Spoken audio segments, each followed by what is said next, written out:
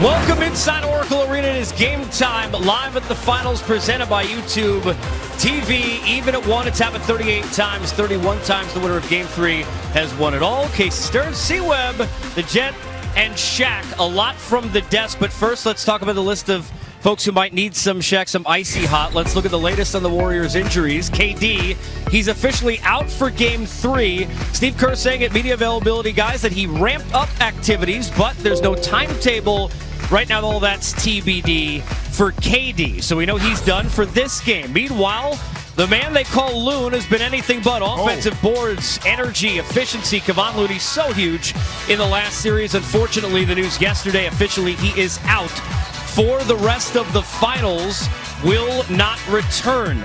But what about Klay Thompson? A gasp out in this area and across Twitter for sure when this happened. The hamstring injury and leaving Game 2.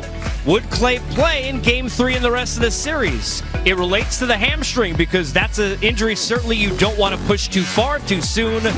ESPN report saying just moments ago, guys, that the Warriors don't want him to play. Klay is lobbying to do so. He said, as you heard in the open, 80% of Klay better than 100% of someone else. We'll get that in a second. 100% of our crew now in pretty boxes there on the screen. We'll hear from Allie LaForce on the Raptors side in just a second. But we've got Jared Greenberg with more on Klay Thompson and the health situation with the Dubs. Hi, Jared. Hey, Casey, since 2013, only LeBron James has played more total playoff minutes and more consecutive games in the postseason than Klay Thompson. Craziest part about that is that it's not come without injury. Klay's got a history of suffering setbacks during the postseason. Go back to Game 1 of last year's NBA Finals. Klay suffers a high ankle sprain in the first quarter. He called that much worse than what he's got right now with that hamstring strain. Klay slide tackle did not miss a game in the NBA Finals last year. Now you go back to 2015. Klay entered the NBA Finals with a concussion-like protocol because he received stitches in his ear after getting hit in the head in the Western Conference Finals. Now, everyone talks about his toughness. He said, although he wants to play and he wants to be out there, if there's any pain, he understands it's a no-go because he doesn't want to cost the team any further games later on in this series. Klay Thompson, if he is to warm up, and it is not yet confirmed if he will do so, that will happen in about an hour from now at 5:05 local time, right behind me on the court. Let's go underneath the arena. For more on the Toronto Raptors, here's Allie LaForce. Hey, thank you, Jared. The Golden State Warriors haven't played a game here at Oracle Arena in 19 days. It's certainly an eye-opening statistic, but perhaps the more eye-opening one is the fact that Kawhi Leonard has not played a game here at Oracle Arena since May 14th, 2017. It was the Western Conference Finals. He was with the Spurs. He came down awkwardly, as you'll see here, on that ankle, suffered the injury, and the team blew a 23-point lead. I asked him yesterday, do any emotions come back to you when you're back in this building for the first time? And he said no, that he hadn't even thought about it. He said it's been 2 years, and every single day, all he's thinking about is winning the finals. Of course, he's moved on from that ankle injury and now dealing with quad soreness and knee soreness, which he definitely feels on a daily basis, but he says he's able to block it out, and he doesn't think about it once the ball is tipped. He also knows that he's facing a more banged-up Warriors team who happen to be the defending champions, and there are no excuses at this point in the season. Injuries are going to be everything for the outcome of this Game 3. I will talk to Steve Kerr in just a few minutes to hopefully get an update on Klay Thompson. You look at this Toronto team, and one thing they do have going for them is the fact that they have the second best road record in the regular season and playoffs combined in the last 3 years. But the Warriors have won 6 straight finals games at home. It's easier said than done. Injuries will be a big part of it. Casey?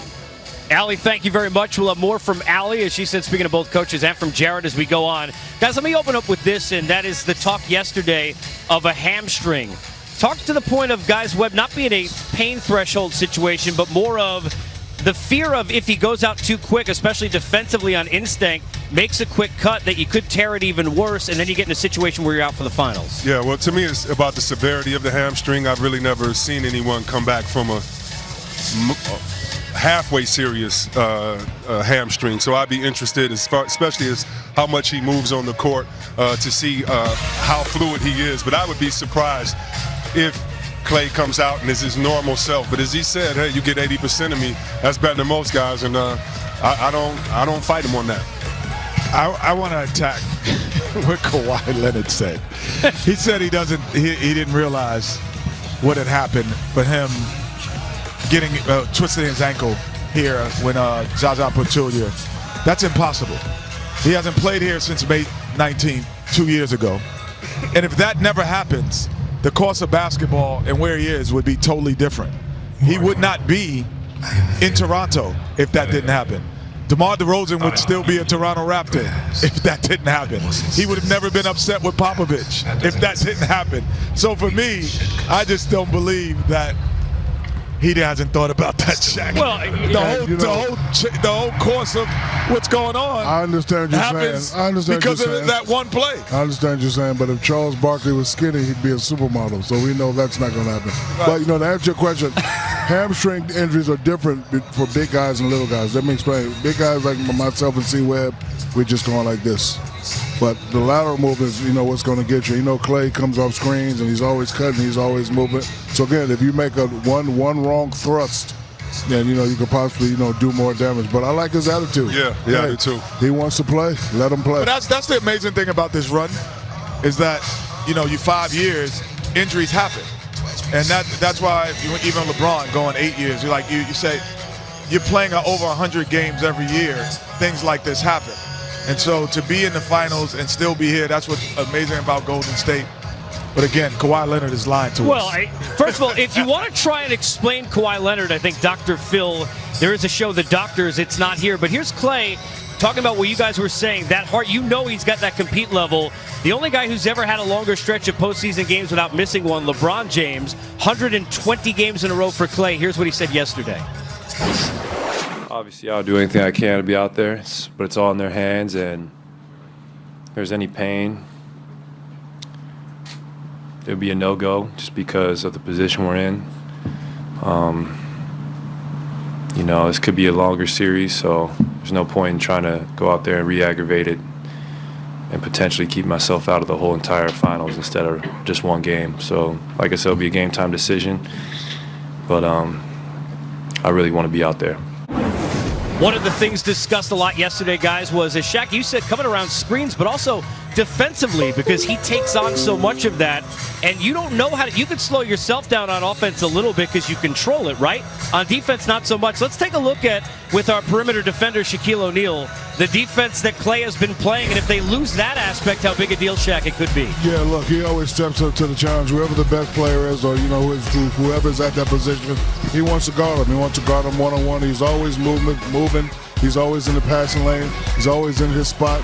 And look, he plays great. And that's why I was upset when he wasn't on an all-NBA team, because he does, offensively he's great, defensively he's great. He steps up to the challenge. And look, he plays. You don't want help right here playing Kawhi. That's great defense right there. Move your feet, take the bump, and get out and run. But again, he's putting double stress on that hamstring. Like if he was just an offensive player, like it's just, stress one way. But now you got to guard too, and you got to guard Kawhi, who also is herky-jerky. And one wrong herky-jerky move, you'll be out for the rest of the playoffs. And that's why I doubt he plays tonight. I just think that I love his heart, and if I'm him, I want to be out here too. But I think the team needs to talk to him and say, we're gambling one game versus the rest of the series. And so I know he wants to be out there, but let me just say this. I think he's the most disrespected player. And Shaq said he should be on an All-NBA team, but he's the most disrespected player, one of the most in the league, because he shoots so well, we don't even consider him a two-way player. He's been the best perimeter defender, including over Draymond Green, because Draymond switches on to everybody, but the best perimeter defender, and he has to check the best two guards every night, and I just think that gets lost. And he wants to. And his shooting, I think, is so pretty that we forget about that. Yeah, I think if you're Steve Kerr or Bob Myers, you just put it in the hands of the doctors, and you go, can he play? If they tell you can play, then he goes on the floor. If he gets hurt, what do you do to the doctors after that game? But you have to. That's how you have to trust. You have to say, because if you're a coaching staff, you can't dictate maybe game 3, game 4. Can you play? All right, he's on the floor. And if he's not helping us, I'm taking him off. And if he's helping us, I'm keeping him on. I think you have to, I think my thought process at teams that I've been on, I think that's how you have to think as a coaching staff and as management. You have to say, the player and the doctor have talked, there's the risk, this is the information that we have back. If he's shooting up, I'm playing Klay Thompson like Klay Thompson is healthy. I agree, Kenny, but don't we always, when the trainers come to us, our job is to lie and to say. Right, but that's why it's the doctor's job to decipher all of that. I was just about to ask you, from a competitor nature, the three of you, I know, certainly you're never going to tell a doctor in a spot, right, Shaq, where you have a finals I play game. with guys. I play with guys that did say I But don't want Clay to play. wouldn't be one of those, right? But Clay wouldn't be one of those. I play with guys. If you look at the three competitors up here, Yeah. C. Webb walks funny, played through injuries. I walk funny, got to get 2 hip surgeries in the near future. I played through pain. Kenny, the way he walks with his knees touching to the board, he plays. So again, at this moment, we want to play. We want to be involved with excitement. You know, the doctors may even say, hey, if you make a wrong move, you tear it. We don't want to hear that right now. We're 1-1. I can go out here, and then, because see, what you don't counter in is the adrenaline factor, especially at home. You know, when you run in and, you know, you hit that first basket and you hit, you don't really even think about the pain. So, again, you know, it's up to Clay, but, you know, some people say he shouldn't play. Some people say he should play. It's up to Clay. Whatever Clay wants to do, I'm behind him. There's pain, there's injury, and there's 2 different things. Like, if you're injured, you shouldn't play. But if you have pain, you can play. And I think that the discomfort or pain, sometimes you can get through that. But when you're injured, With the help of... Yeah, but no, with the help of just Icy hot. No, I'm just saying with the help of just getting ready. Man up. You got pain, come see me. Man up with Icy Hot. But functionally, when it's not working, things aren't moving functionally, you're injured. So if he can't move, then he's injured. But if he can run, jump. Let me ask you something, Kenny. But if you have pain and you decide to play, don't favor it because you could hurt something else. And make it worse because you're favoring it. Yes. If you have pain, you decide to play, you have to totally forget about the pain. Don't even think about it. Now, I know Shaq laid everybody out here and said they walk funny except me. But skating, not sure necessarily. I know Chuck's a hockey guy. He's not here, though. Here's PK Subban. Says, had to bring the jacket. Cali going to get a little chilly tonight. Will the North come out west? Game Time Live at the finals presented by YouTube TV continues as we are even heading into Game 3. One of the big stories from game number 2. High school basketball coaches everywhere saying, hey, look, I do that. Meanwhile, Steph on the other side calling it janky. A lot of conversation about that box and one. So how about it, Kawhi? Probably not. I mean, Clay definitely wasn't on the floor at that time. There's no telling when KD's going to come back either, so I don't think it'll work. It was kind of a shocker, you know, when they threw that out there with 7-8 minutes to go in the game, something that we hadn't saw. You know, we've seen it now, so I plan on dicing it up if they throw it out there again. In 9th grade, a team played one against me, so very proud to announce that. I had a box and one just like Steph, so janky defenses have been going on for a long time. What does janky mean anyway? I'm not exactly sure. You look at the numbers. Shots fired. Sometimes the surprise element of anything, because it's something they haven't seen, hadn't prepared for, that and the fact that Clay was off the floor, and it seemed to give some troubles. But I want to go and we're going to look at what they did. Kenny, when you take us through kind of the video, first of all, how surprised were you that Nick Nurse or any coach not only tried to use this element, but in the finals to bring it out, and then take us through the video of how effective it was? Well, it's basically a zone. They played a 3-2 zone against Giannis, and that was effective. So this was a different type of zone that you're playing because the other 4 guys are playing areas of the floor. So if you look at those 4 guys, they're just playing an area of floor. And the one thing about your traditional basketball is you have to see ball, you, and man. But when you're playing a box and one like Van Fleet is, you're not worrying about anyone but one man. And you're playing an area of the floor, the other 4 guys. And that area of the floor is mine. And then when the primary guy, when Steph Curry's in your area, then we double team him. Because now it's a double team because he's in my area as well as the guy who's playing a box and one. Every junior high school, every high school, every even college have seen this at some point. I'm just glad that Steve Kerr was smart enough to say, Steph, not to say, Steph, go stand in the corner while they play a box and one. But I'm not surprised that they play the type of zone because what Steph Curry is, he's the pace setter. And so when you take away the pace setter and don't allow him to set the pace for those other guys, it does make things much more difficult. Shaq, you're shaking your head like you think it's Bush League? Well, I don't want to call it bush league, but I thought it was a mistake. You know, zones are usually for teams that can't shoot. Golden State, the best shooting team in the league. But they didn't do it with Clay on the floor. He wouldn't do it with Clay or KD out there. Okay, but hold on. Yeah. Shoot. I don't mean shoot threes. I mean, DeMarcus could shoot if nobody's in his face, right? So the thing is, good thing about Steph Curry is he gives the ball up. Like if he's a ball hog and he keeps dribbling, like they double, he kick it out. Like, the first thing we showed, DeMarcus Cousins was wide open because everybody paying attention to Clay.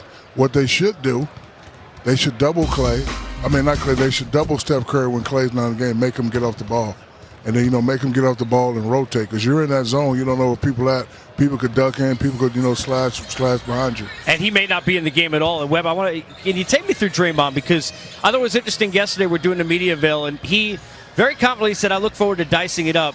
And in talking about it, and Vince Carter was saying when we were watching it yesterday, he's the kind of guy, because he can facilitate the way he can, that really you're not normally afraid of, where you feel like you can box him one against Steph. But Draymond having the ball more, how much can he help to eliminate some of that box and one, because he can kind of play almost point guard against that defense? Well, a couple things. Draymond is the man, and he is going to chop it up. When you're a power forward and you get the ball in space, and it's a guy 2 dribbles in front of you, a guy that could shoot in the corner, you're pretty confident because you know you can draw the defense. So Draymond's the man, and he's going to chop it up. If I was Toronto, though, I would make Draymond score 75 points, period, because he is best when he posts up, makes you think he's going to try to score, and pass it to the man you double from. Why would you go double him any time in the game? He loves passing. He's an unselfish player, and he doesn't shoot as well as some of the other players. And he will chop you up if you put him in a zone. So my thing is, you should play them straight up and just say, Draymond, you're going to have to score everyone. That means when he gets the ball off the pick and roll, let him come to you, because he's going to throw that alley-oop, get the guys behind. But you got to play him honest so that he can't pick away the ways that you're cheating. He knows how guys are going to play him, and the easiest way to manipulate the game is when you have the ball in space as a big fella, and the hardest way is when guys are checking you like you can shoot like Kenny or like you can post up like Shaq just one-on-one, because now you can pay attention to everyone else. And I agree with these guys that everyone's seen that box and one. But my thing is, Andre Iguodala made a tough shot, but at the end of the day, you would pay for him tonight. If you asked this team, we want one guy to take the shot, and it's Steph. Clay on the court, you would point to him and say, we want him to take it. So I think basketball is about choices, and I think the choice they made was anybody but Steph. And it didn't work out because they made it, but I still think that's a strategy with this great team that you got to go with. And to add on to what C. Webb is saying, Draymond talked about dicing it up. I wouldn't let him dice it up in the full court. When he gets the ball full court, pressure him. Yes. Pressure him. I want to see if he has Steph Curry's type handle, because right now he has a free run. He's drawing the defense, Kenny, C. Webb, and he's kicking it. So if you don't want him to dice it up, I would pressure him every time he catches the ball. Don't just let him be, Magic Johnson out there. Yeah. The biggest thing for Golden State is pace. They play at a pace that everyone feels comfortable. The other thing is, I don't care who you are. If you don't score 115 points, you're not going to win. So you have to figure out a way to get 115 points. We could talk about boxing ones. We could talk about everything else. That's Milwaukee. That's the Eastern Conference. But when you play against this team, you have to score, because the shots that you actually force them to take, those are the ones they're looking for. They're looking for step-back threes at the hash mark. That is a shot Steph Curry is anticipating to take.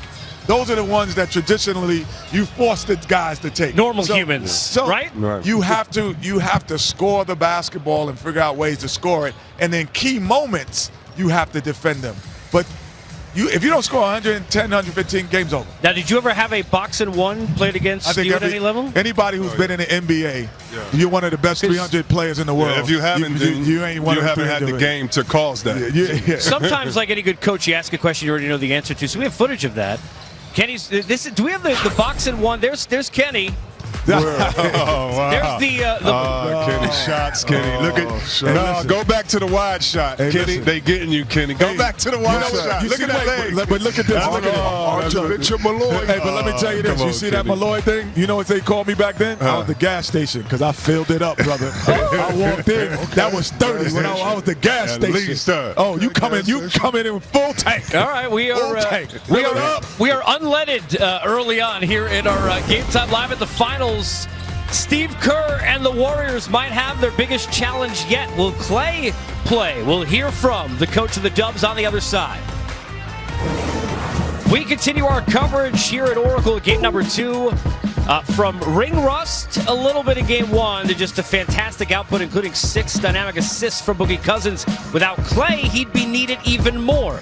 With answers hopefully on that, among other things, the coach of the Warriors, Steve Kerr, is with our own Allie LaForce. Okay, Coach, let's start with Klay. He's never missed a playoff game. I know he wants to, but the long-term health for the rest of the finals is a factor. What's that debate been like, and have you made a decision yet? We'll decide right before the game. Basically, he'll come in here, and get some more work in with our training staff. He's dying to play. We'll see how he's feeling, but we got to do the smart thing too. It's still early in the series, and if there's any pain, any discomfort, any risk, then he'll sit out. A tough decision, no doubt. I know you were pleasantly surprised by the minutes you got from DeMarcus Cousins in Game 2. How has he physically responded from that, and your expectations for his minutes tonight? I think he should be able to go at least 28 like he did the other night, maybe more. I think he responded really well. He's got some confidence in his conditioning now. He's feeling good. So we'll see how the game goes and go from there. Thank you, Coach. All right. Thanks, Allie. All right, Allie, thank you. We will hear from Boogie Cousins one-on-one and get a chance to talk and break down about his great performance in Game 2 in a bit. Let's temporarily flip to the other side, as we still don't know about Klay. Game time decision. We know Kawhi. Trying to figure out Kawhi's answers may be the only thing that's harder than figuring out what happened last season. Speaking of injury questions and concerns, but there's been no question, Webb, about his performance so far in the playoffs. What does he need to do now that you take the show on the road to win a game at Oracle, especially in the finals? How much more is on the shoulders, if anything, with Kawhi? Well, I think Kawhi is great because he can control the pace of a game. You never see him get too sped up. Well, actually, Game 2, you did see him get a little bit sped up, but that's not like his normal game. I expect to see him in the high pick and roll and to see him isolate a lot more tonight with shooters in the corner being ready to shoot. So he's going to have to come out and be aggressive, not just scoring, but aggressive, attacking the basket, looking to get others open, so to get them some easy shots. What Kenny said in the last segment is true. You can talk all the defense you want, but if you don't shoot well, it doesn't matter. And so he's going to need his team to shoot well, and the way he does that is by creating some open looks for his teammates. I know there's not the traditional point and big relationship nowadays the way they play the game as there is here, for example, on set, but I want to go to that because when you look at Kenny, Kawhi, there has been times, including in Game 2, where late in games, they're looking for the open shot. But you almost feel like if you're a fan of the Warriors, you'd rather, and I know Danny Green hit some of them, and he was a Carolina guy, that he would take an open shot versus giving Kawhi a one-on-one isolation opportunity where he's been so dangerous. How do you handle, if you're the guards of the Raptors, when it's right to look open shot and when you need to go and feed that man Kawhi late in the game? Well, they should play a boxing one on Kawhi. The two things about that stat surprised me because the third most points in NBA history. Incredible, right? Because you don't think of him as a scorer. Like his last 20 years. Like that's incredible because the first thing you think of Kawhi is not scoring. Secondly, you said the question was, what do you think? As a guard, you're in the NBA Finals and you have to be aggressive. So in terms of option one is always the rim. Option two is finding the person who has a better opportunity to score. So, however, Danny Green, for instance, his best attribute is open three-point shooting. It's not creating off the dribble. So if he's not open in his shot, he has to move it. He just has to know his game. And his game is, I'm open, I knock it down. If not, I move it quickly. So he could be aggressive in that thought process if he already knows what his skill set is. And everyone at this level in the NBA Finals, they know their skill set and they know what they're good at. No star can do it, Shaq, on his own, clearly. Everybody needs not just others, but others who can step up in big games, and we all know that Pascal Siakam has done that a bunch. Biggest difference from really Game 1 to Game 2 for the Raptors side, going to exactly what Kenny just said, and that's putting up points, was the difference in his scoring and his aggressiveness. How much does he have to now, especially on the road, be that Game 1 Siakam to help out as a factor offensively? He has to score in the low or high 20s. 12, 13, 15 points against Golden State Warriors are not going to do it. To go back to the question that you asked, how do you know who to get the ball to? There's a way to communicate without talking, communicate through pass. For example, C-Webb with the Sacramento Warriors. He's a man, he can touch it. But if he comes down and he throws it behind his back to Doug Christie in the corner, shoot, Doug. We want you to shoot. So, you know, I know we want to get the ball to Kawhi, but Kawhi grew up in the system. You know, he comes from a system that he's going to make the right play. Draw the defense, kick it to Danny Green. Danny Green, you got to hit the shot. So the others have to play well. I love that. I love what you just said about the unspoken when you're open. Yeah. I'm going to give you, without the microphone, I'm going to let you know when you're open the way I'm passing you the ball. Okay? Without the microphone. Or the second one alerts you that you're open. The first one, I just want you to move it. Right. The second one, I'm showing you with my body language that you're wide open. Yes. And those things happen. Or if you Shaq, you know, I've seen him do this in the game. Pass it out, they passed it back in, and we quadruple team, and he passed it back out. A guy travels or something, and you go back down the court and you say, and you don't do anything, but you just point, or you say, shoot that ball. So it's a way, just on the pass, and then after I gave you two passes, that'll let you alerts everyone on the floor that the shot is about to go up. I was just thinking when Shaq said Sacramento Warriors, neither of you might have won titles if you could have been on the Sacramento Warriors, taking your Dubs teams, then the Sacramento teams. He's been on the teams. Sacramento Warriors. Yeah, I mean, he's been in Sacramento and the Warriors. And put them together. He did. And you put He's been on both. I said the Sacramento are just like the Warriors. Or just like that. You could, well, here's the thing. If you could have put them together, for example, and this will roll right into a nice segue, look who tweeted a guy who, if you guys would have stayed together, been healthy, who knows what happens with those Dubs. There's Tim Hardaway in the house, in the building. I was talking to Kenny before the game. Tim Hardaway's that small? My very first practice, I just got over appendectomy surgery, emergency appendectomy surgery. I come to practice, I'm ready to go. I'm meeting the team, shaking their hands. We go back to the sideline, I'm tying my shoe, and I hear Timmy scream. And he tore his ACL, and we never got to play together. I think we would have been special that year. We won 50-something games. He tore his knee the first day of practice, man. And I watched him, and I'm thinking, like, this is how my rookie year going to start. The best crossover ever at that point was going. Practice. But he was the man. Next on the 48th edition of What If on NBA TV. By the way, we do have this What If conversations. What does that say right there? That says teamwork, brother. You know what I'm saying? It's called teamwork, brother. Teamwork makes the dream work. I already know, Kenny. When we come back in this building, it's been almost as famed as his play during the game. The warm-up of Steph Curry. Don't miss it. We continue Game Time live at the finals, presented by YouTube TV. Oracle in its last run, looking to be the home and the site of the Warriors' third consecutive run to a championship. One of the great moments in this building each and every night takes place not even during the game, but before it, in the famed preparation and the shooting of Steph Curry. With more on that with a unique twist tonight. Here's Jared Greenberg. Jared? Well, Casey, we're just a couple of moments away from Steph Curry running out of this tunnel for one of the last times and putting on the pregame clinic that reminds some of what Reggie Jackson used to do across the way when he was playing for the Oakland Athletics. Now, a little bit of gamesmanship prior to Game 3 here of the 2019 NBA playoffs. The NBA policy states that the visiting team get to elect which side of the court they want to warm up on.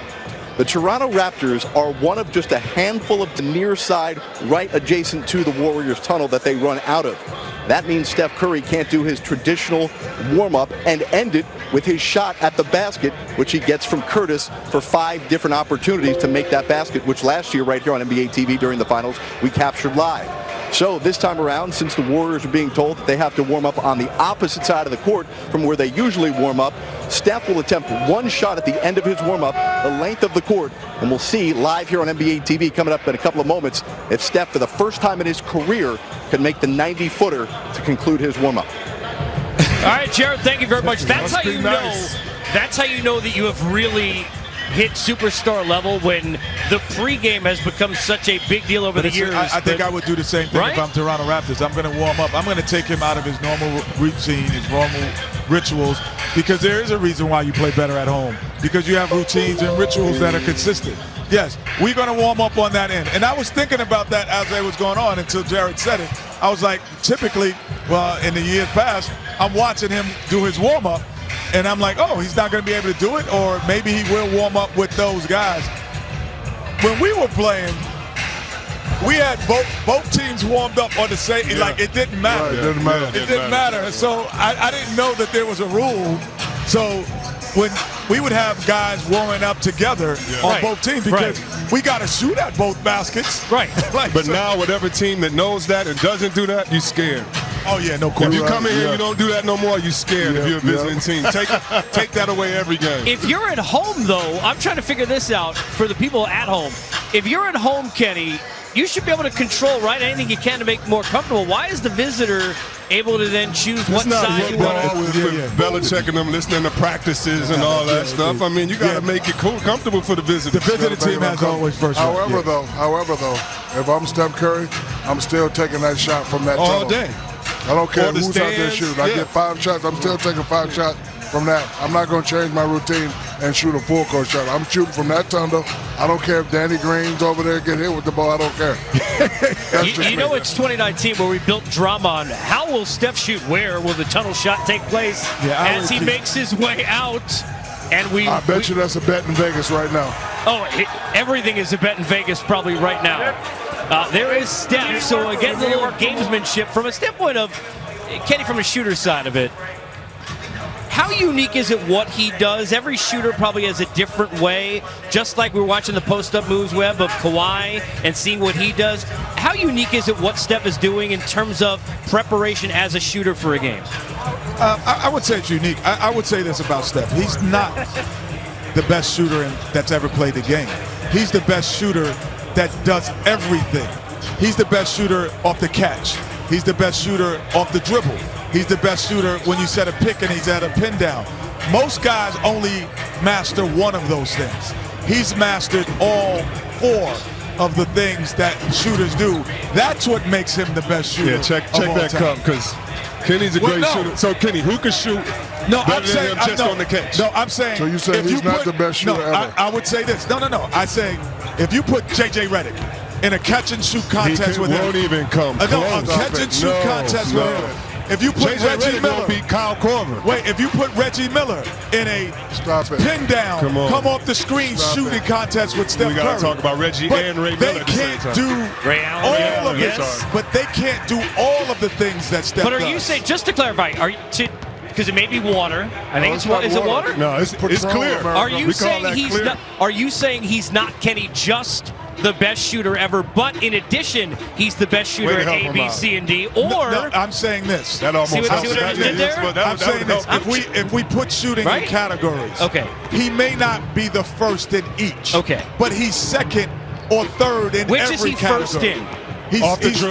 He's first in distance off the dribble. To hold the ball. Listen, Kenny. Distance off the dribble. That's what he's the best. Listen, Kenny is talking from a guard. I'm talking from a fan perspective. Yeah. When I'm sitting in those stands and he pulls up a crazy 3-pointer in the corner 7 out of 10 times and he makes it, 40, that's what 50, I'm talking about. But no, I'm not saying. I would put my money. I would put my money on in a contest. He's being analytical now. Off the dribble, Mark Price and him. I take my money. Now Mark Price is cold. Most underrated shooter probably of all time. You know what I'm saying? But I wouldn't put my money on Mark Price on a catch and shoot against him. That's my difference. He can do the catch and shoot. He can do off the dribble. He can do off the down screen. He can do the floater. The step back, one leg. He has all of them, which makes him the best shooter. A lot of people ask me why Steph my favorite player. The reason is because he's doing stuff I've never seen before. I battle against the best, seen the best, tried to be beat the best, all that stuff. He does stuff I've never seen before. The only guy that I could put close to him is a guy I played with in college, Mahmoud Abdul-Rauf. Yeah, he's the only guy that I could put quick release, how he shot, what he did, the moves that he's the only guy that shot with the same efficiency as Steph Curry. And to start with the Nuggets in addition to LSU. I would say this: if you have a down screen and you got Reggie Miller and Ray Allen running out along with Steph, those guys are going to equal him. They're going to equal him. But they can't do the other things that he does when he's shooting off the dribble. Let me ask you this. The craziest shots we've seen on a consistent basis, you would say, is Steph, correct? Yes. The most. Yes. Stop it. Yes. Because they're deep contested off the wrong leg doesn't seem to matter. Yeah, I would say though, like that's really not fair. Bird got to take 1.4 shots from a a deep game. standpoint. But that's not fair because you couldn't take those shots then. You so wouldn't- I would the coach say wouldn't even since put that in the 2000, Okay, right? okay. So in this we don't era- even know if other people could do that because they weren't allowed. So in the era of when three-pointers have become even more important than twos, is he the guy you would most want to take a three-pointer you needed to make? But you Without think about this. Okay. Okay, time out. I'm not. Steph is a great. There's no disrespect to Steph Curry, but Serge Ibaka's shooting threes right now, warming up along with Marc Gasol. That would never happen. Right. So the allowing of guys to do things that are different. So if Serge Ibaka can shoot a three, hell yeah, Steph can shoot from half. Right? You know what I mean? Like you let Serge shoot a three. Let me ask you guys this from beyond the shooting, going to Kenny's original point, right? Something I think we all could agree on. It was crazy how many people seemingly were forgetting Steph's greatness and getting on him. It seemed like when KD, who had elevated clearly to a level, he can get a bucket anytime he wants. You were doing the games. It was obscene watching it in the studio because you can't stop him. But when KD went down, for all of you, Webb, I'll start with you. How much did Steph reinforce to everyone how he played in the rest of that game and the next one to win the series, and then has played since in terms of being able to turn back into a guy, leader off the floor, but also on it with the scoring? It's been incredible what Steph's done, and I think it's been two different things. One, you realize how great of a player KD is, number one, to make you forget about Steph, because mid-range shooter, if we want to talk about, go back to Kenny's normal point, I don't know if he's a better mid-range shooter than, say, KD or Thompson. So it made me realize how good KD was. And then secondly, the system. He's not a system player, I'm not saying that, but it made you remember how much he moved within the system. I mean, it made you remember how much Draymond moved in the system and that he plays. But that does take a lot of energy out of you to be able to play that way all season, and I think KD provided a rest for him. But if he didn't remind the rest of America that he's a cold, bad man, then people aren't watching the games. Kenny. Without question, because what happens is there are certain guys, when they're given less responsibility, they look great. And then certain guys, when they're given more responsibility, they look better. He looks better with more responsibility. That's the mark of an unbelievable super talent. When he's been given more responsibility, you go, man, he actually looks better individually than when they have everyone there. And that's the thing. It was so easy for Golden State, and this is why I thought they possibly could lose in the finals this year, or in the conference finals, because I was like, they're in cruise control, and 5 years in a row, I think they're happy with that. It felt like that body language, and then KD went down, and it woke the whole entire team up, and they're playing with an energy, and they can't fake it. They're playing with an energy that they didn't play with in round 1, 2, 3. Until KD got hurt. And if you know anything about boxing, the 1-2 punch, you can get knocked out with either hand. So, you know, Steph is smart. Look, KD, the best player in the world, I'm going to just sit back and rest while you go to work. I did that many times. I played with a lot of monsters. Like, a lot of times, Kobe did all the work. I just did some of the work. A lot of times, Penny Hardaway did the work. I did some of the work. But, again, I still got it. I still could knock your ass out.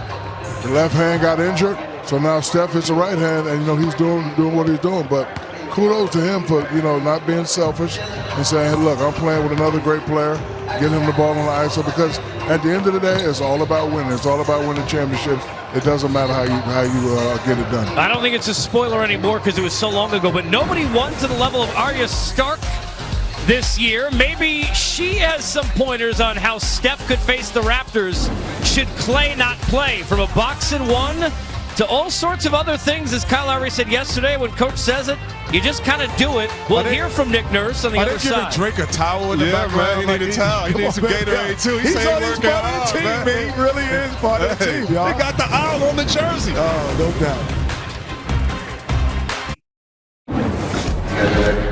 For the Raptors, they're going to need more than just Kawhi to win this game on the road. We don't know who necessarily might play for the Warriors.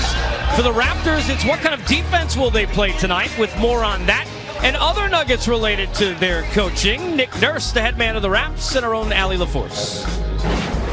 All right, Coach, a widely used saying on the road is steal one game and we'll be good. But I would think with this Warriors team so banged up that the mentality with this Toronto team would have to be, let's get a sweep. while we can, considering the circumstances. Would you say that's true? There's nothing about any of that question that you just asked me that feeds into any of my thoughts. This is a game. Everybody's banged up this time of year. I think they're really milking that for all it's worth. Okay. We're going to concentrate on getting one game. We'd be concentrating that any way we want to. What did you like about the box and one and its effectiveness in game 2, and as part of the strategy to continue to mix things up? Yeah, we at least got them out of some rhythm late, right? We were trying to get the game changed, and we at least came up with a string of stops, and that enabled us to get out and run a little bit. We didn't capitalize enough at the other end. We got great shots, but we didn't hit enough of them. You snapped a 13-game losing streak this year when you won at Oracle Arena. Do you think that matters for the confidence, knowing you can win in this building?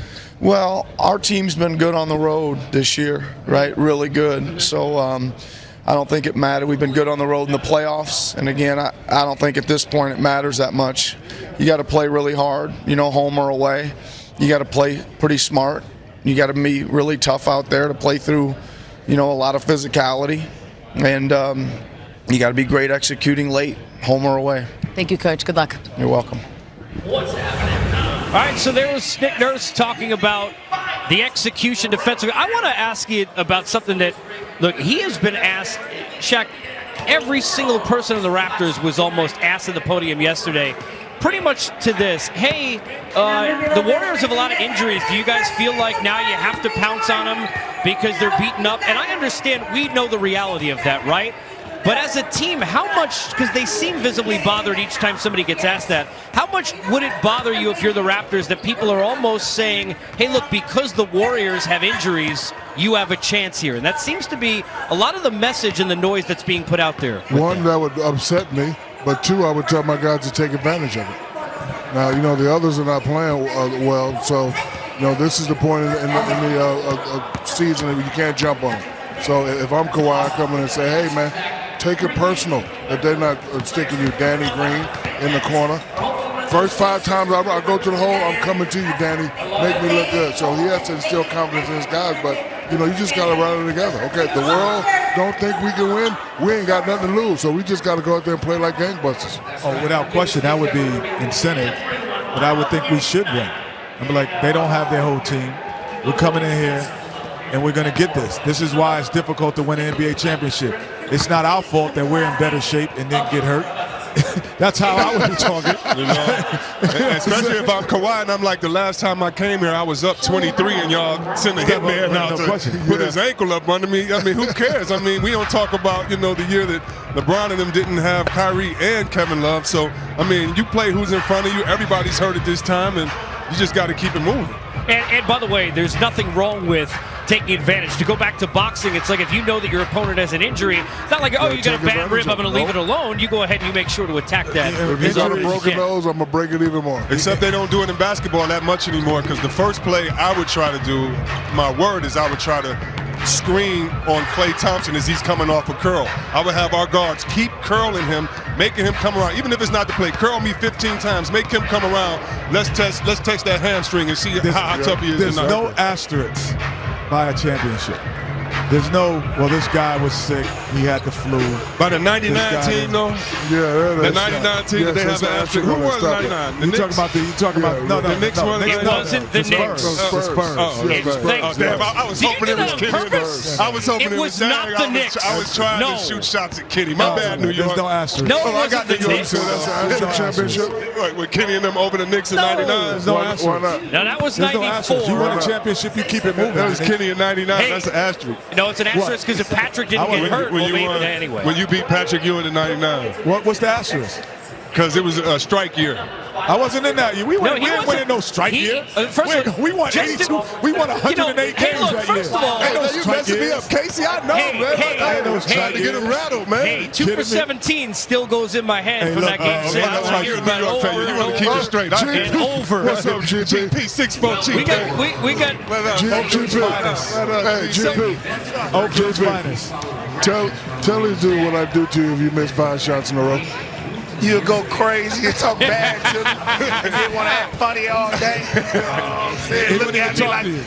Look at me like he want to kill me or something, man. I be like, man, look, I can't make every shot. I can't make every shot. Love you, boy. I'm doing good. Fresh boy, good. Hey, GP, let me ask you something real quick. Look at that, boy. Look at that. What was your thought as a guy who is such a great perimeter defender of the idea of a box and one being played at the NBA level in the finals?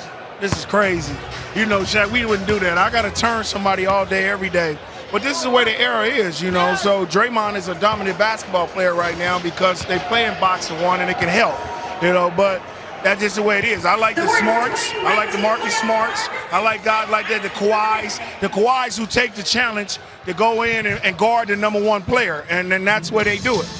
You know, that's where, oh, don't hit him up like that. they're literally killing flies. So, all right, so GP, we're going to break down. Curry is taking or attempting to take the tunnel shots. The Raptors had him go on the other side of the court to make sure that he couldn't do his usual shot. Wouldn't you have done that, GP? They got a rule that the visiting team gets to shoot on any side they want. So now Toronto shot on that side, so Curry can't get his long shots. I like a little stuff like that. That's just so crazy to me right there. I would have went and then shot it anyway. That's what we said. He's going to attempt it right now from distance. And if I'm on Toronto, I'm goaltending. When we mean distance, we mean legit distance. I'm doing the KG. Oh, he full court. He ain't doing a shot. Hey, so Toronto, he did it same bucket, other side of the court. Let me tell you why I love GP. For years, we used to go in that trash talking. When he finally played with me, coach would come in and run a play. GP's telling him, I ain't doing that, man. I'm throwing that thing to Shaq, man. I'm throwing it to Shaq. Shaq gonna get double. He kick out the bitch. That's why he's first ballot. What that man talking Shaq about? know me. I don't take up jokes, man. I'm gonna do what I want to do. That's what it is. That's how it's gonna go. GP, you know we love you, man. Be well, GP. All right, boy. I see you. We go from great defender to great defender. Just moments ago, the arrival of Klay Thompson still trying to lobby his way into the lineup. He is strutting. What hamstring? Max Julian. That has to be over. We've got more looking ahead to game 3. No, he limping walking in. Dr. O'Neal. He just got Leave to it, the game. Danny Green. Leave it.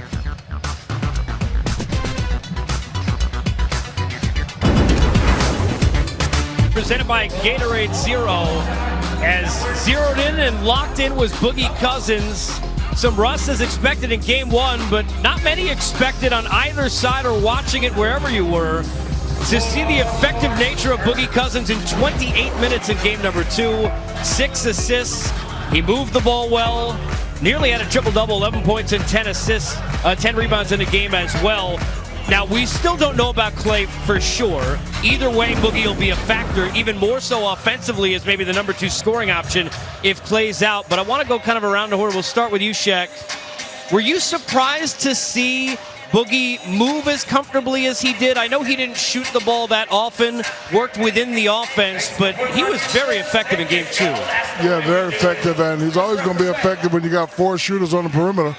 You know, they're not going to double. If they do, he's a great passer. You know, he's always going to make the right play. But, look, he didn't, do too much. Made the simple play, made the quick pass. And, again, when you got options like Klay and Steph and, Draymond, who's also another facilitator, and if you keep moving the ball, the outcome is probably going to be you're always going to win. Kenny, when you miss that amount of time, we saw a jump from game 1 to game 2. It's the finals, so not an easy time to try and kind of figure it out in terms of your body. But how much as an athlete at this point now, even with another couple of days more, could we expect from Boogie tonight? Well, his athleticism isn't what makes him great. It's his ability to stretch the floor, see the floor on the offensive end, make great passes. And he plays at a pace that you can kind of get in shape. He plays at a jog. He doesn't play at a pace of speed. So his game doesn't change much, but his endurance changes. He just can't do it for long periods of time so far. But he's going to play the same way and at the same pace. If Klay is out, especially. Now you wonder, I know it's not the Golden State way Webb in terms of moving the ball, but another shooter would be off the floor, no Durant, no Klay. Do you think the Warriors would try in the post try some different things offensively with Boogie to make him more of a presence. At worst, try and get to the free throw line and make him more of an offensive force as the number 2. I don't think so. I think they'll do like they did 3 championships ago when they put Bogut at the high post and let people facilitate off him. So I expect, as Kenny said, well, this is the first time in DeMarcus's life that he's been the 3rd best player on any team. Right. So he should have 11. He should have 15, 17. He has shooters around him, as Shaq said, and he's not that explosive off this injury, and it's no shot blockers on that other team except Ibaka.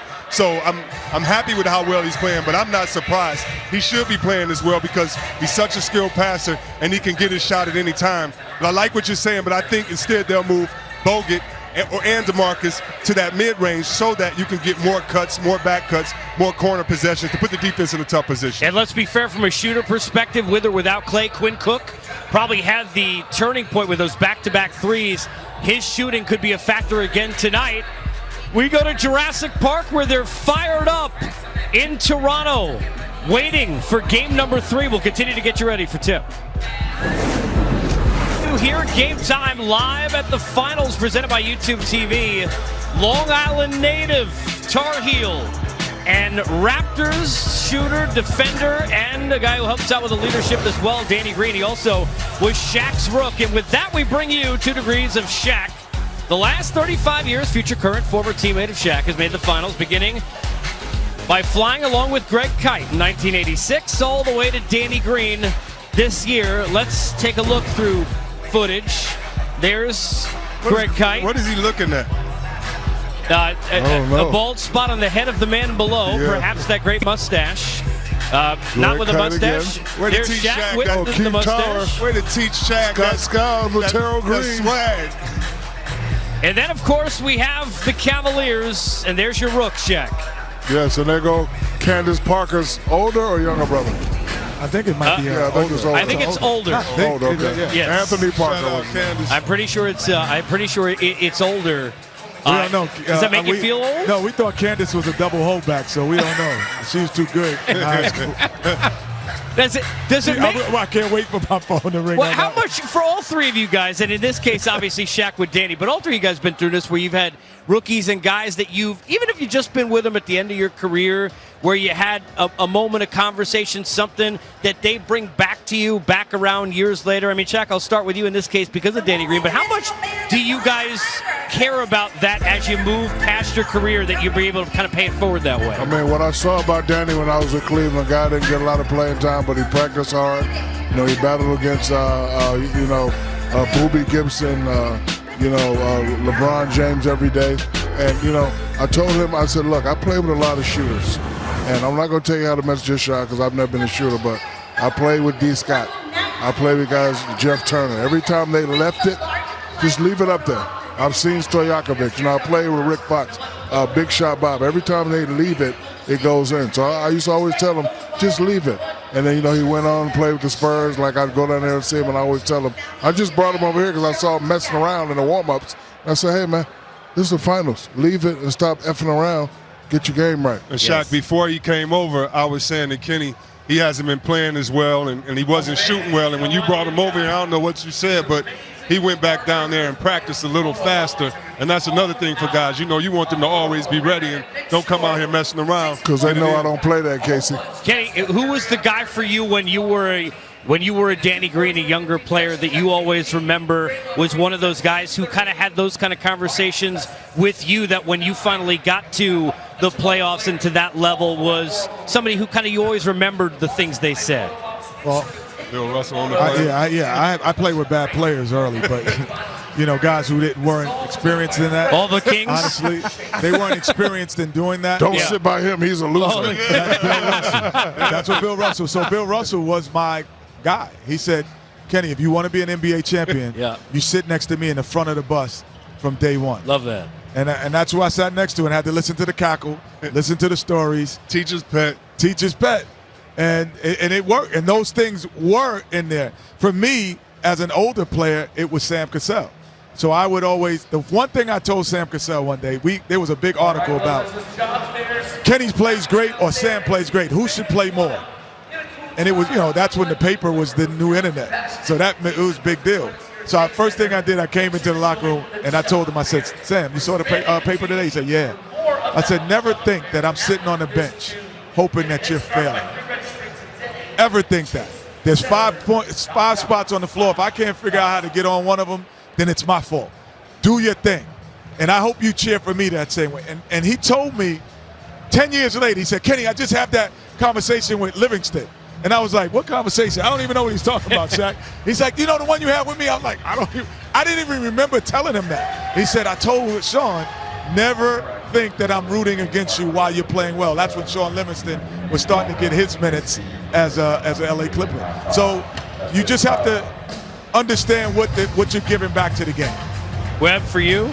Oh, man, I had a bunch of great rookies. Andre Iguodala was my rookie. Jay Will. You taught him well. Well, I don't know if I taught him that, but I definitely taught him how to get through some tough times because it was not sweet in Philadelphia. This is just the progression of hard work. But I say Ben Wallace is my rookie. I really stayed on him. He made everything tough for me 4 years in Washington in practice, and I don't know if the world really believed in him, but Juwan, myself, other guys really believed in him, and he surpassed anything that we have. But just his work ethic and like Kenny, just talking to these guys saying, you might get the business today, but keep on working. It's going to be your turn soon. Well, now that we just spent all the time reminiscing about the Rockets backcourt as much as I love Kenny's game, it's only a perfect segue from my days in school to then go to Jeff Van Gundy and think about all the Knicks players on the other side. Mark Jackson. Weakness should concern